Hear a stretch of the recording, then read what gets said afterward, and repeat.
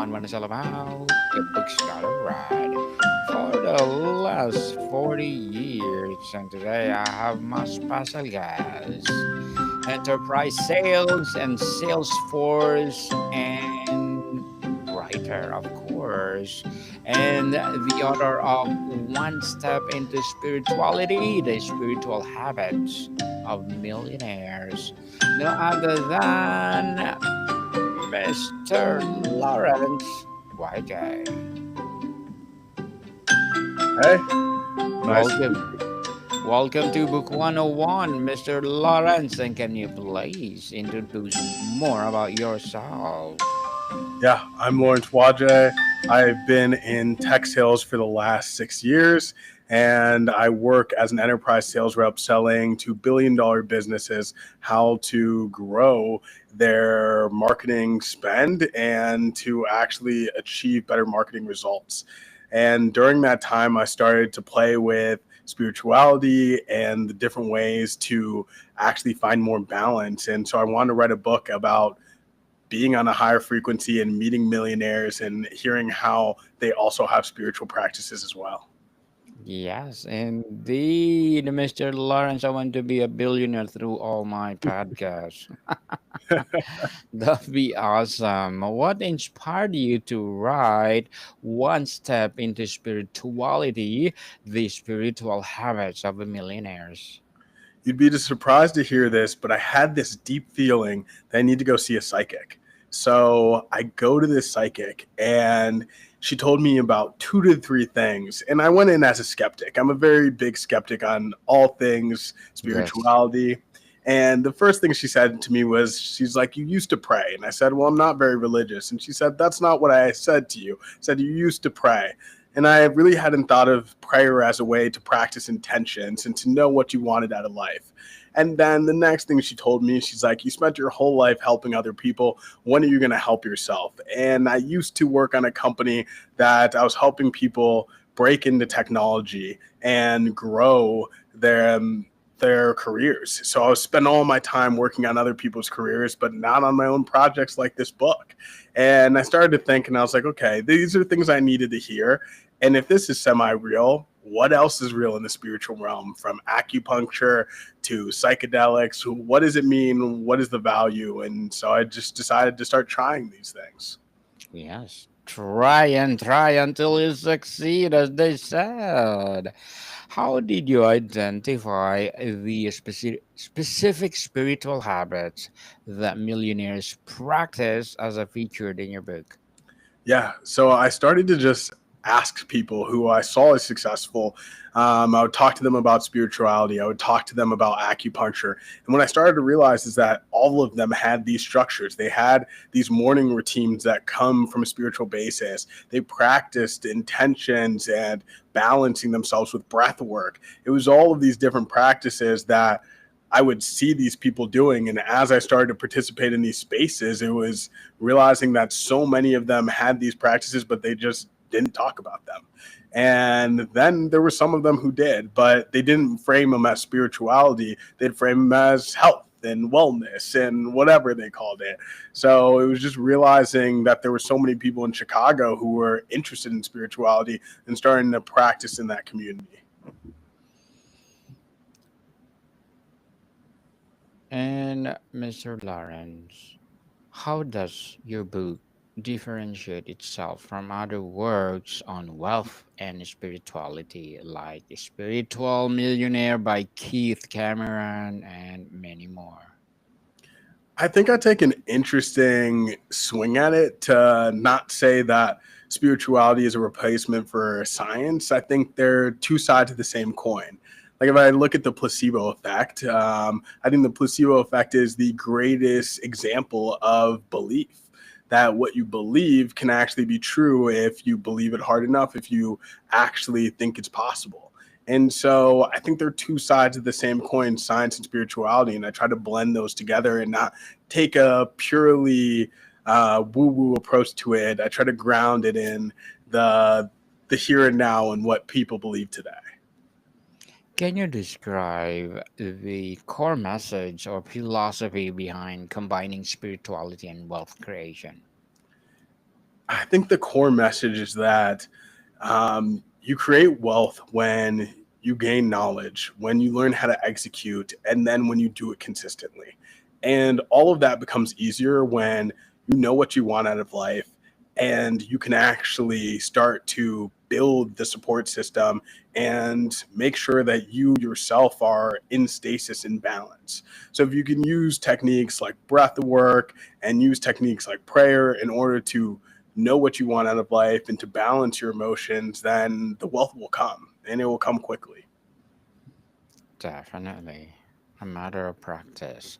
What is the first step into spirituality you recommend for readers seeking both financial and personal growth? It's all about setting goals. You have to know where you're at. So I think a lot of the times you can view yourself metaphorically like you're in a forest, and the only way you know which direction to go is when you know what you want out of life. And so I think so often I would coach people and ask them, "So where do you want to be in 5 years?" And they wouldn't have an answer. They didn't know. They hadn't thought about it. And it's like, well, then you don't have a map. In I can't create a map for you if I don't have a destination. So I think that first step is just knowing what you want out of life. Do you want the penthouse? Do you want a house on the beach? Do you want to backpack the world? So many people don't know the answer to that question. Backpack the world, indeed. And how do you define spirituality in the context of achieving financial success? Yeah, spirituality is just the practice of being spiritual. And when you ask, well, what is being spiritual? It is just the understanding that there is this system within us, this system that allows us to one harness the energy that's all around us and connects us to every single thing that has existed before, will exist in the future. And so once you start to understand that that system exists, it's all about just leveraging that system in order to create the belief that you can achieve anything that is put in front of you. And so you're using it as a way to structure your life and as a way to have intention around your actions and as a way to set a morning routine. So all of those good things. Mr. Lawrence, can you share an example of a millionaire's spiritual habit that surprised you during your research? Ooh, that's a good question. I would say a lot of people that I met played the game. And what I define as the game is that they believe that this experience that we call life is just a simulation and that every single thing that happens to them is an opportunity to learn. It's sometimes based in this Stoic philosophy, but when I realized that all of these people didn't believe in coincidence, that they didn't think that that actually exists, that every single thing that they encountered was part of a reflection of their inner state, I thought that was an interesting way to live, where they just viewed it as a game. How do you address the common perception that wealth and spirituality are incomplete?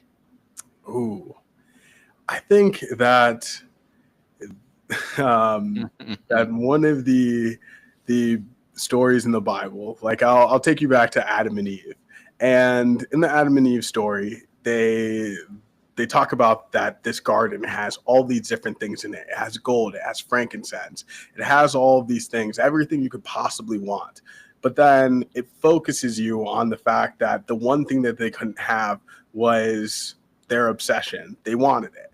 And it's a story really of abundance versus scarcity. And I think that when you extrapolate that to the world that we live in today, there was never anything that said you couldn't live in abundance. So many texts talk about the fact that abundance isn't a problem, that this world is abundant, that you can have everything you want. But in achieving that, you have to do it by servitude and by serving everyone else and not by just taking from the world. So I don't think they're at odds. I think that sometimes success is just a product of how many people you can serve. What role does gratitude play in the spiritual habits you outline in the book? Yeah, I think gratitude is one of those beautiful things where it helps you to accept that the outcome doesn't really matter.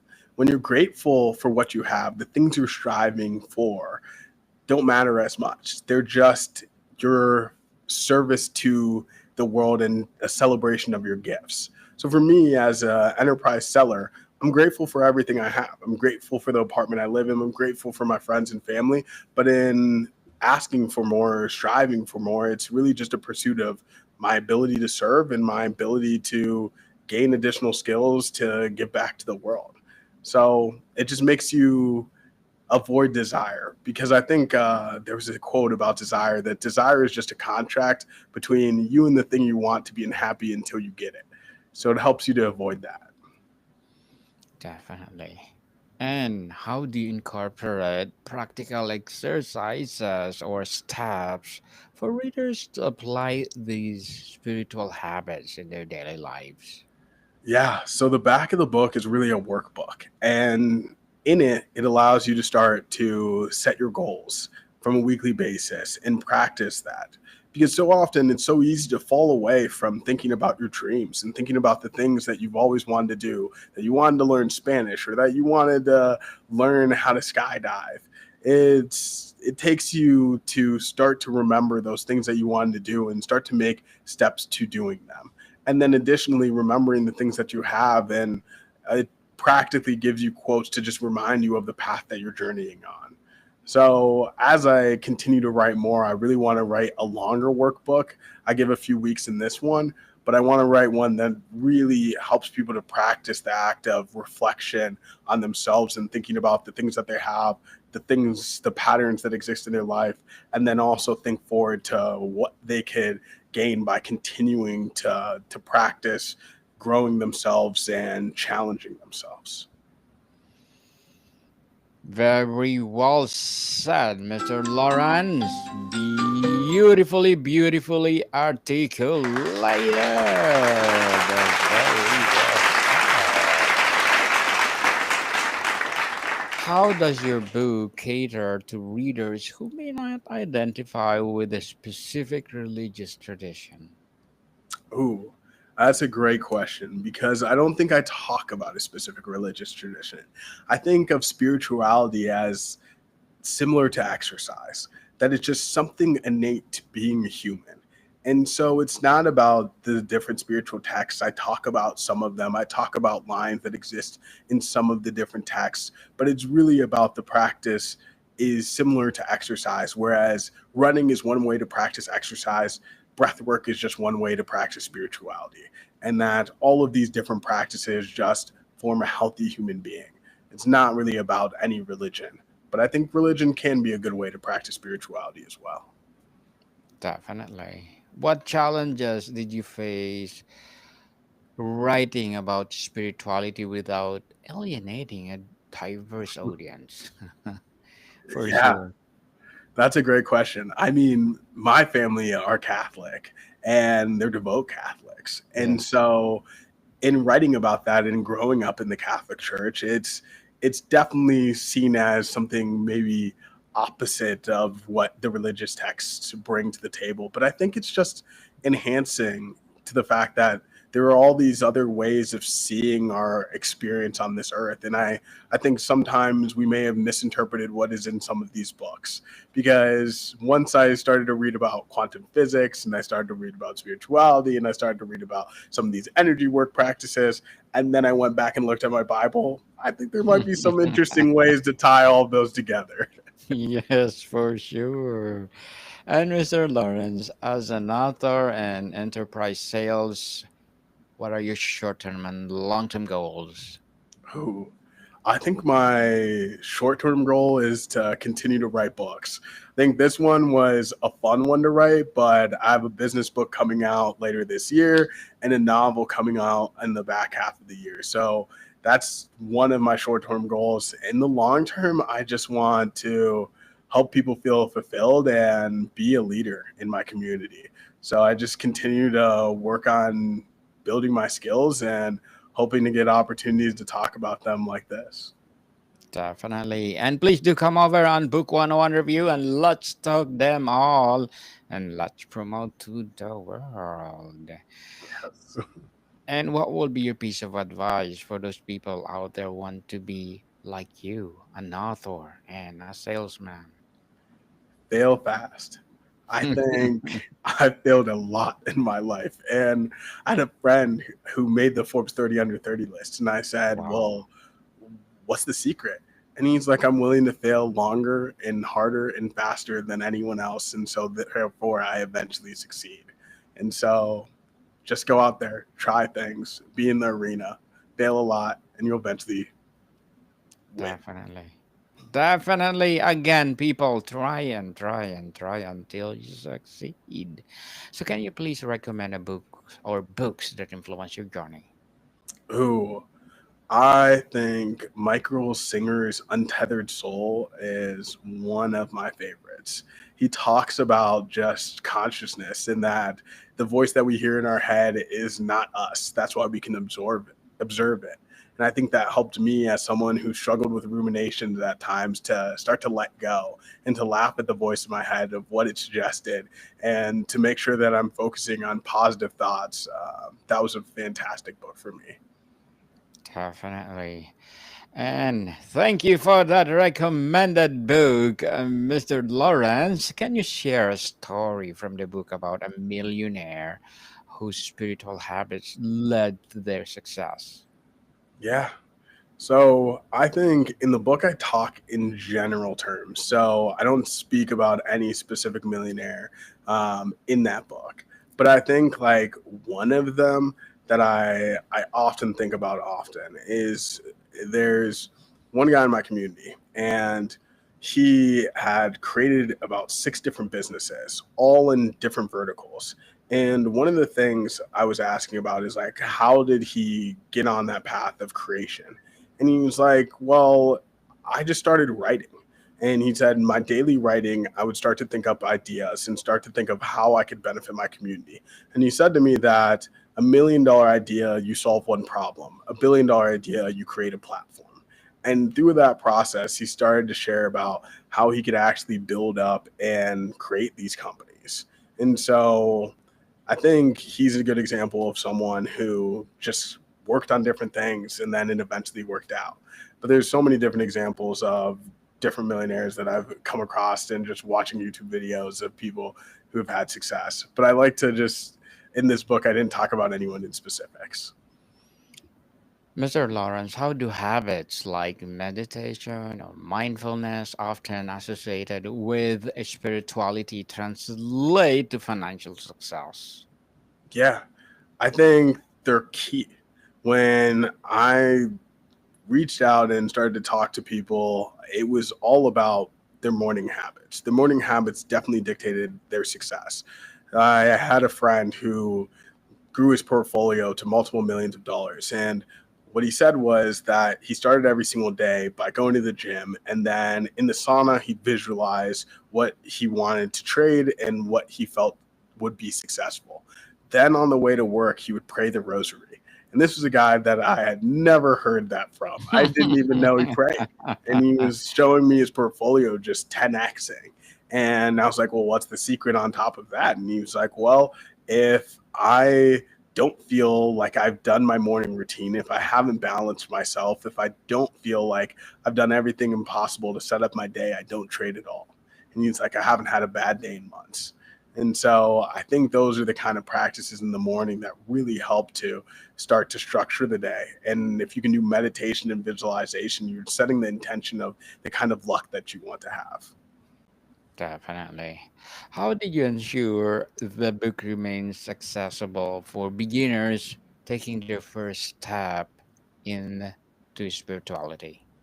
Yeah, I every single chapter is super simple. It breaks down the specific thing. So it'll break down breath work and it will talk about these are the different breath work practices, or break down chakras and it'll talk about each specific chakra, what it means, what it does, how to do a chakra meditation. So it's such a basic book where it tells you the fundamental truths, a little bit about the history, and then how to incorporate in your daily practice. And what I wanted everyone to do is to understand these practices and then to go find the best practitioner that they love to take them further along in it. I mean, I learned how to become a Reiki, and I still think I'm a complete beginner at it, but it was a fun practice to go down that road and understand about energy work.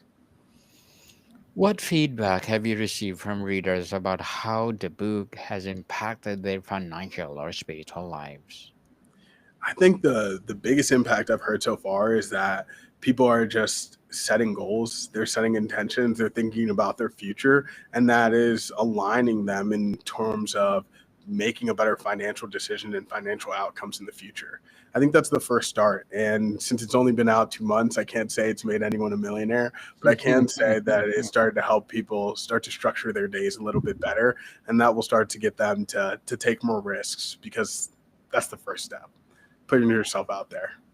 Definitely first steps for doing a millionaire or dream big people want to be a billionaire.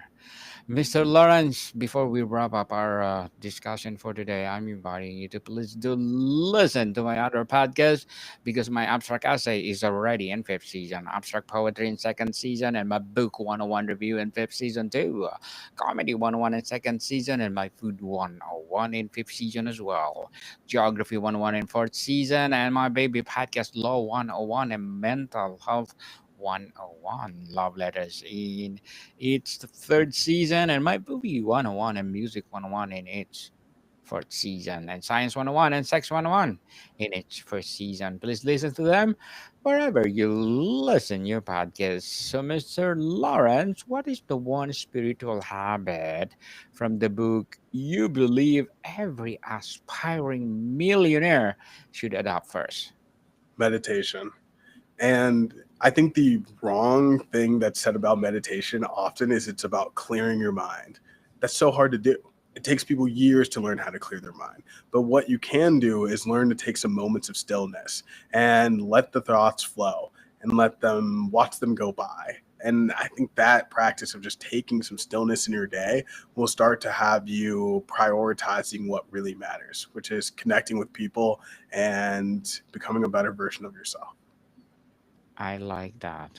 Mr. Lawrence, to be a better of ourselves. So, Mr. Lawrence Nwaje, thank you so much for sharing your knowledge and wisdom to the world. And we are looking forward for more and more and more empowering books like this to come. So, can you please invite our listeners to support your book itself, your advocacy, or whatever projects that you're doing right now? Yeah. Follow me on LinkedIn, buy my book, and thank you so much for having me. Yeah, so where do people usually buy your book, Mr. Lawrence? It's available on Amazon right now. Yes, people, let's support Mr. Lawrence Nwaje because if you support him, for sure, more and more and more advocacy or more empowering advocacy to come, more and more empowering books like this to come, and for sure, more and more empowering sales coaching to come. So, Mr. Lawrence, thank you so much for your time. Thank you for having me. More to come, people. See you soon.